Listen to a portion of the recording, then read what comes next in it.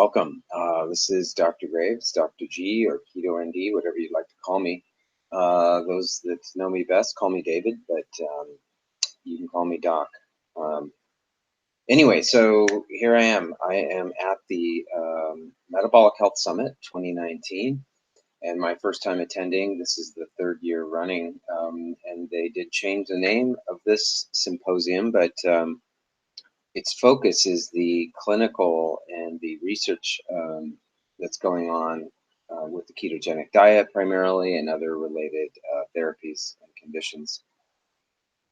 So let's see, I am just checking on all our AV stuff here. So I'm just going to kind of run through today's session. This is 2.5 days now.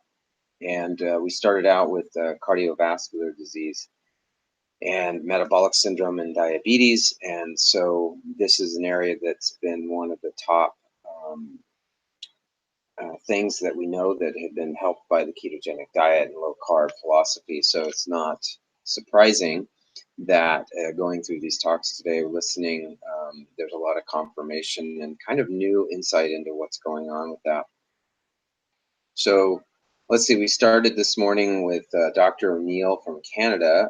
He's a cardiologist, and he discussed observations in terms of the cardiovascular disease markers and insulin problems and blood sugar problems and the effects that has on the cascade of atherosclerosis. And so, you know, again, some people, actually, he did start out by going through some of the statistics and how alarming it is in terms of the rise in obesity, weight gain, and these metabolic diseases like cardiovascular disease and diabetes.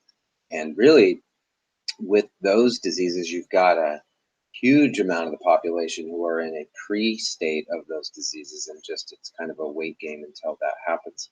And it is primarily happening because of dietary changes that have happened over the last, 50 years. And anyway, so it's clear that in the context of a high carbohydrate diet, you see these changes to fat cells, which begin to become very pro-inflammatory and produce a lot of hormones that lead to this insulin resistance problem, where blood sugar stays high. You cannot get your cells to respond and use glucose effectively. And as we saw yesterday and on Friday, we discussed Alzheimer's and cognitive problems. And some of the primary mechanisms are similar in that the brain is actually losing its capacity to use glucose effectively. And so it's literally a starvation effect. Essentially, that's what diabetes is that the blood sugar is high, but your cells and the rest of your body cannot get that blood sugar in to use. And so it's high blood sugar, high insulin levels. That's a combination that's extremely damaging to the body. A whole host of, there's a cascade of inflammatory things that happen in the body that begin to damage vessels. And that's why you see in diabetics, of course, things like neuropathies and vision problems and damages to the retina, damages the brain, it damages the nervous system.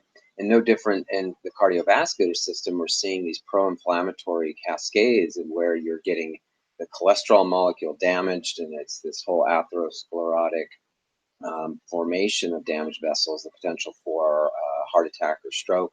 And it is not due to cholesterol and fats. In fact, the next speaker, David Diamond, a PhD doctor, he has done a lot of research on cholesterol and really written extensively about this. And he had a number of slides that I'll mention or reference in terms of these studies. Clearly, the overwhelming evidence is that cholesterol numbers, especially high LDL, is not associated with all-cause mortality and even cardiovascular adverse outcomes of cardiovascular disease. And so this monotherapy of using statin drugs to bring LDL and cholesterol lower has not really benefited people. In fact, it's actually decreases longevity. There are increased rates of Alzheimer's and cognitive decline in people on statins. There is a decline in hormones. And that was discussed extensively by um, Dr. Nally. So, big fan of Adam Nally, the muscle doc online.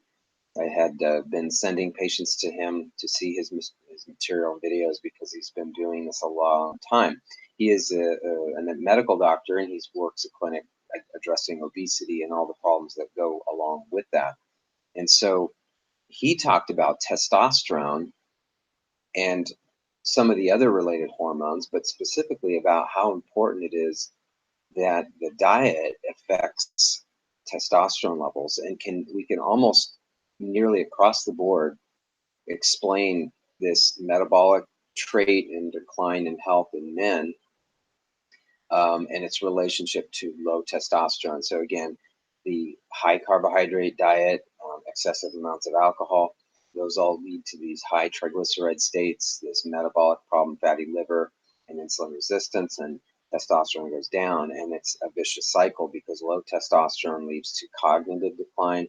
It, of course, reduces the ability to preserve lean muscle, not to mention sexual issues. But the problem is, again, very similar. And so, again, cardiovascular disease is not caused by a cholesterol problem, it's caused by a sugar problem, and it's primarily dietary in nature. Um, let's see. So, Dr. Nally, great presentation on that. Really kind of he discussed very briefly some of the other hormone systems as I try to work with patients. It's really crucial to address your adrenal, thyroid, and sex hormone balance in the context of optimizing health, especially in terms of lowering your risk. And diet is foundational. Um, so then the afternoon discussions were really interesting, and they were. Now I did say in my quick promo video earlier today, if you saw that, I mentioned that it was going to be this afternoon on athletic performance. That's actually tomorrow morning. This was on body or on self optimization, and so it kind of included a cluster of ideas that went everything from sort of the mind body connection and the soul and our spirits and our minds and how we think about approach our lives and health. So I found that really a good discussion. That was with Aubrey Marcus and let's see, and Rob Wolf, and then Mark Sasson of the Prime. What is his thing? I got his material over here. Yeah, he's got a whole line of support information. I can't remember. Oh, I've got his title over here. So yeah, let's see. Remarks this on achieving metabolic flexibility. Anyway, so Mark, actually, let me talk about Aubrey first. So Mark and Aubrey. So Aubrey, I don't know a lot about him, but he talked about this whole idea of becoming. His talk was called "Becoming Fit for Service," and he talked about being present in how hardships in our lives can kind of push us and form us, and we can actually take some initiative in terms of our minds and attitudes about how we approach health. And so instead of being sort of in a victim status, that we are detached from our bodies and we're sort of given our lot in life, and we just kind of go along and we try and fail. But it's instead changing our mindset in terms of we need to encourage self-love. We need to really figure out who we are, and that's an important. I won't go into all that, but I've talked about that before. And anyway, he told the story of his auto accident in which he literally came out of being knocked unconscious and in the hospital, and realizing that he was going to be okay and actually learn important lessons through that. And that's pretty remarkable, to be literally in the throes of the trauma. And that's an important mindset, because I think whatever challenges come along, or whatever challenges we're facing right now, our minds will dictate literal physical changes within our body. And we know from studies on mood disorders and psychological disorders, and really almost every disease, main disease, we see this emotional psycho thing around our attitudes and health and stress levels and all those things. So anyway, really important, and I'll probably do a video on that specifically. Um, as a side, what was interesting listening to him was that last night I was told about by a friend, Caroline Leaf, who's a neuroscientist, and I was listening to her lectures, totally unrelated to the Metabolic Health Summit, but it was very timely that I listened to that last night because she kind of blew my mind in how she aligned the idea that our minds sort of dictate our reality in terms of our bodies. And so we obviously can't control the world outside to a great extent, but studies have shown clearly that we can reshape our brain and our physical well being by our thoughts. What we feed our thoughts with, what we watch, what we read, the self talk, these applications that we do for, sorry, we got a phone. Um, so point being is that's a really important, I'll put some links to her videos, and I think that is actually the cornerstone and probably the most foundational level of health, is that if you are not content and of sound mind, and I mean not because of some major thing going on right now with you, but if you aren't regularly getting to a place of balance of where you are in life and in the universe, kind of existential, but I'm talking about your spiritual practices and ultimately who you think you are, and then how do you nourish your body. I mean, we kind of talk, as a naturopath, I talk about the spiritual, emotional state and our mind health, and things like meditation and prayer and journaling, and physical activity, and getting out in nature. But this is so important, and it's so important, as I know personally, and it's an ongoing process and a journey of learning. How do we disengage from the world's messages that are feeding us a lot of lies, for one? Maybe that came from your family of origin. Maybe it was a teacher or other kids or students, and then into adulthood. So we create these storylines about who we think we are, and they're often not based on reality. And this is really important because it's really going to mean the difference between long-term vitality and health and disease. It doesn't matter what kind of diet you eat if you're telling yourself you're not good enough every day. We know from observational cancer studies and things, there is a mood component to a lot of these diseases. You can definitely increase inflammation in your body through excessive worry and going through and chronically worrying about these things. And so, anyway, again, we'll do a separate video on that. So then we got into, let's see, Rob Wolf, great presentation. He's online. He does a lot of things, and these topics kind of shifted to talk about this metabolic flexibility.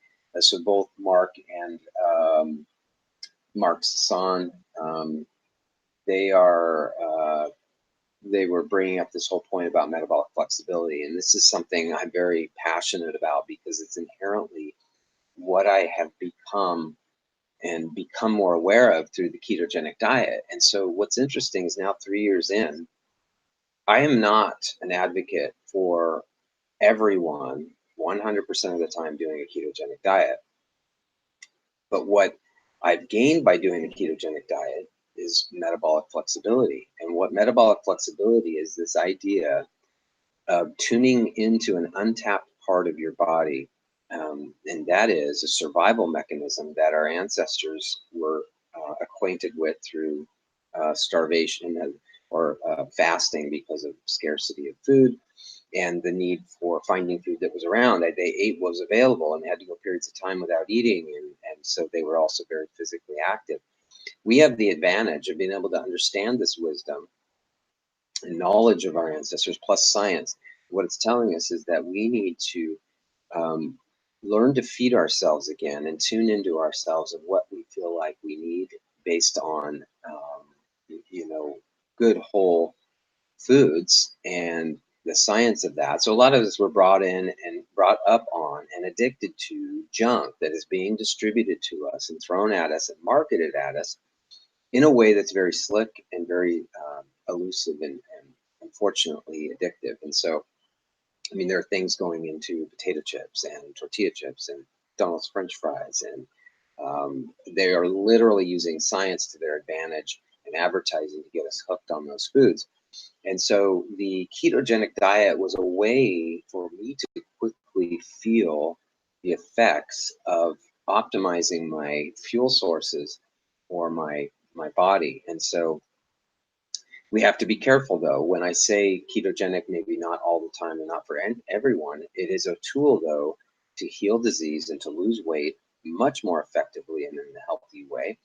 And then once we get to the point of where we feel pretty well balanced, is we can start to use still whole foods, but to go in and out of ketosis. It's a perfectly normal state for humans to be in, um, and that is out of ketosis. And it's a perfectly normal state of humans to be in ketosis. I won't go into all of what ketosis means. Watch my other videos, but it should be clearly understood that it's just a variation of normal. And so it means that I love this because I can go all day without eating and be as sharp as ever. I can decide to eat 2 meals one day, go a little bit longer this day, and I had to travel, and I ended up having very sporadic food with the conference going on and all the samples these companies are putting out. It was like I'm snacking along throughout the day, but I'm really in the last 3 days I've only eaten one main evening meal combined with sort of this grazing. This is unusual because I'm out on this trip, but between nuts and the samples that they're giving out. Anyway, so and then physical performance. It's like Dr. Dom spoke, Dr. Dominic D'Agostino. Then I've talked about him. He's well known within the community, doing a lot of important research on um, these extreme environments and the effects on the body, and how do we help people in those extreme environments. And this is more of a military and astronomical application. So literally he's doing work on astronauts and Navy SEALs, and for so kind of extremes of space and deep ocean dives, but very applicable to the human physiology and what they're finding. And that doing ketogenic diets and using exogenous ketones and fuel sources that make ketones in the body to help the body develop metabolic diversity and this flexibility. And so maybe I should define metabolic flexibility, because I think I've said it like 6 times. In case you don't understand what that means, metabolic flexibility is tapping into the body's design to be able to survive on varying fuel sources or on no fuel sources for periods of times, and still having very clear mind and body. And so we are designed to actually be able to do that. We're designed, and it's healthy, it's detoxifying and cleansing to be on this varied approach. That doesn't mean every day, you're doing what I'm talking about while I'm traveling, but the idea of eating a shorter window of time during the day and making good choices in terms of getting yourself into a low carb diet is a way to get the fat cells burning fat, get your mitochondria activated, and to provide to gain those health benefits that you're going to get from ketones. And so all that said, though, is that the point is these guys have been doing it and living it and working with people, and we reach a point where we can begin to use the keto diet to our advantage, not as a all the time live by or die by. Unfortunately, our diet fads tend to become very fanatical, and people they want to be told what to do and what to eat, and please give me the program, give me the actual foods, and it requires some self-education. And for crying out loud, get into the kitchen, get some recipes online. They're widely available for free, and start doing a little bit of baking. We've got to learn to feed ourselves. You will not be well if you are allowing our prepared processed food industry to feed you. And they will fool your metabolism. You will overeat. And even if you go on a quote unquote keto diet and you're using a lot of processed packaged foods, you probably won't succeed very well. Which leads me to, I will conclude this video with a discussion on products. And so what's kind of fun and cool about this seminar, of course, is all the free samples, all these companies out there. represented. And over the last few years, there's been a huge swell in products that are available. And so this is a mixed blessing. So one is that I think there's a lot of great products, and I do recommend using things like MCT oil and exogenous ketones in various ways to help us get there. But you can get to the point where you're becoming a snack food junkie that has exchanged your favorite desserts for simply low carb varieties. This is exactly what happened with the Atkins craze. And interestingly, a lot of these products don't look much different than the Atkins food. They're high protein. Now they're just adding a little bit more fat in, sometimes not even more fat, and they're calling it ketogenic. So it is not healthy to eat a bunch of processed food that's high in protein.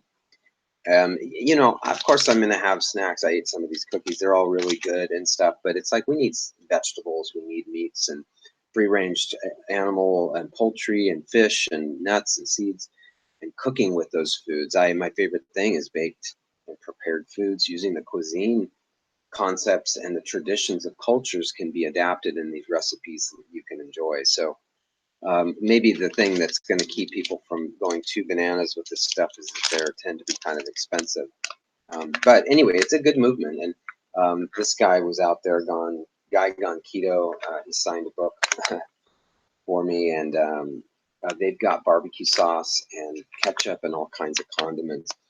He's actually put together a food company that I think is really helpful, in that it's providing things that we can use in the kitchen to prepare food. So natural sweeteners, erythritol-based, etc., keto replenishers for electrolytes.